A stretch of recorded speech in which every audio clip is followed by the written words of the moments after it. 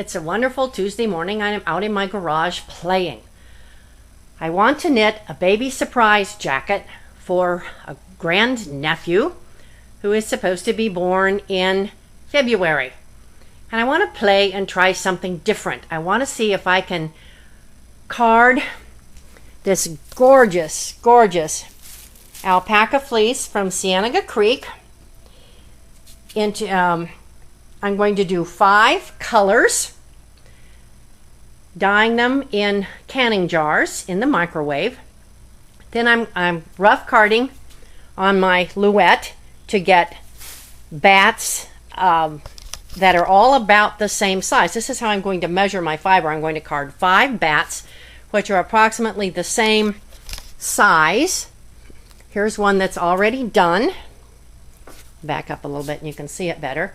I'm going to get 5 of those, dye them in 5 bright colors because this is a boy.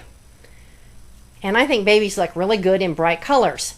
Then I will recard on my super card. I'm going to try to card them in sections across the carder and pull them off into roving as I demonstrated in an earlier video. And get 5, I should probably have about 7 or 8 groups from the super card. I'll try to pull them off into equal rovings and then spin them and ply them so that the colors match up as much as possible. Then I'll knit the baby surprise jacket by Elizabeth Zimmerman, which is perfect for striped yarn. So that's what I'm planning to do. And so you can see this fleece is to die for. It's very, very soft. It has not been washed yet, so I'll do all that by dyeing it. I get a lot of the dirt out in the dye pot, which isn't ideal, but it works very well.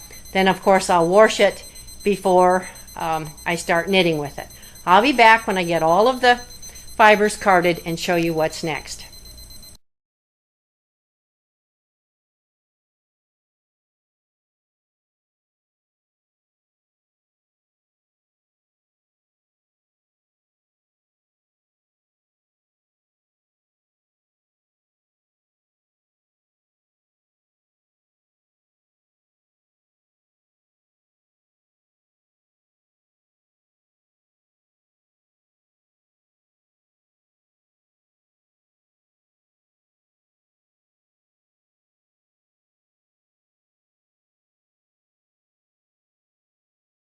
I decided on 6 bats: red, orange, yellow, green, blue, purple, or violet.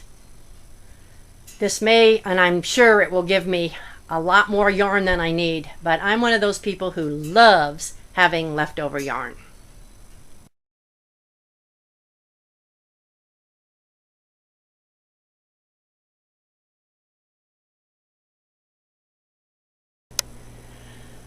I'm now going to show you my blonde version of scientific dyeing. I'm going to dye the 6 bats that I've carded. They're down waiting on the floor right now, into each of the rainbow colors: red, orange, yellow, green, blue, purple, and I'm not going to do navy. I have measured into wide mouth quart jars very carefully, following all of the safety precautions.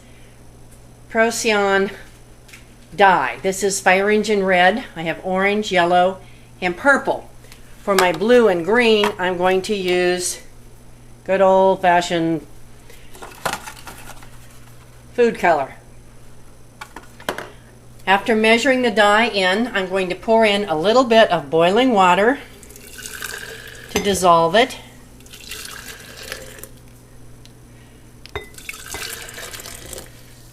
There's my purple. I'm going to then cram the roving into these jars, or the bats. I don't care if the color is absorbed evenly into the fiber because I'm going to be recarding this a couple times. I'm going to add a little bit of salt because these are fairly concentrated colors, and the salt will just help the fiber absorb the dye. For blue and green, I'm going to use food color. Put a little bit of water in this jar. I'm trying to video this myself, so it's a little weird. And I'm going to just add some green. I want a nice bright green. These bats weigh about 1 ounce.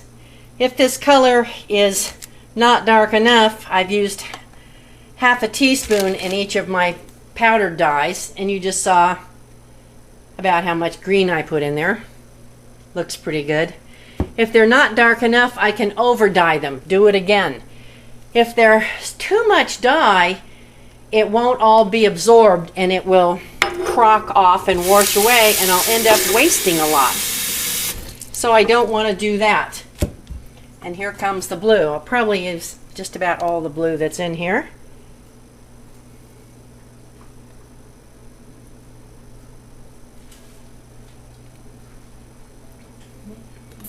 See, I'm going for nice bright colors.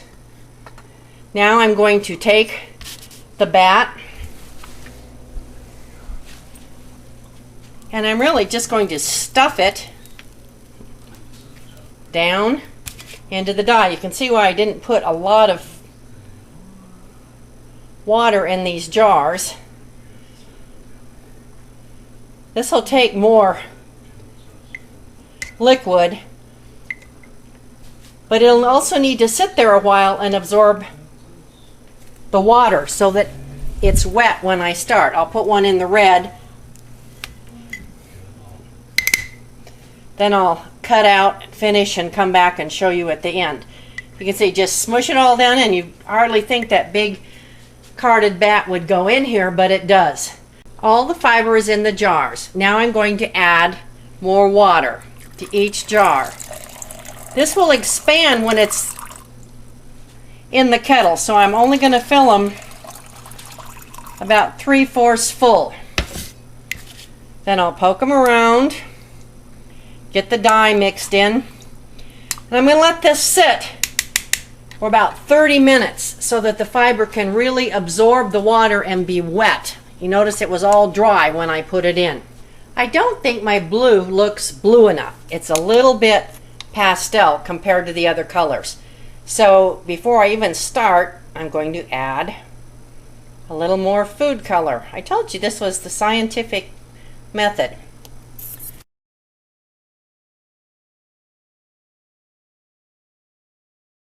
The jars are in the canner. The heat is on high. I'm going to let them cook, boil, whatever. The water around the jars is up about 2 inches below the neck of the jars. I'll bring it to a roiling boil and hold it there until all of the dye has been absorbed by the fiber. One more thing I have to do to make sure the dye is absorbed, and that's to add vinegar, which is what is going to set the dye. That's one of the reasons I didn't fill these jars all the way to the top. Each jar will get a good scientific glug of vinegar, and then I'll poke it around with my little plastic handle, and it's ready to go. It's been about an hour. I've turned the pan off, and you can see, I hope you can see, the water is pretty clear. There's a little bit of steam. There's a little bit of color, but it's not bad. Now I'm going to just let this sit and cool off. Then I'll drain it and dry it. My alpaca is dyed. I've taken it out, rinsed it, and I've laid it on the chaise lounge to dry. I fluffed open each bat a little bit. The red is really more of a hot pink, but I think it will work. Again, you can see, even with all the blue I put in, it's still a little pastel, but I think the colors will be good, even for a boy.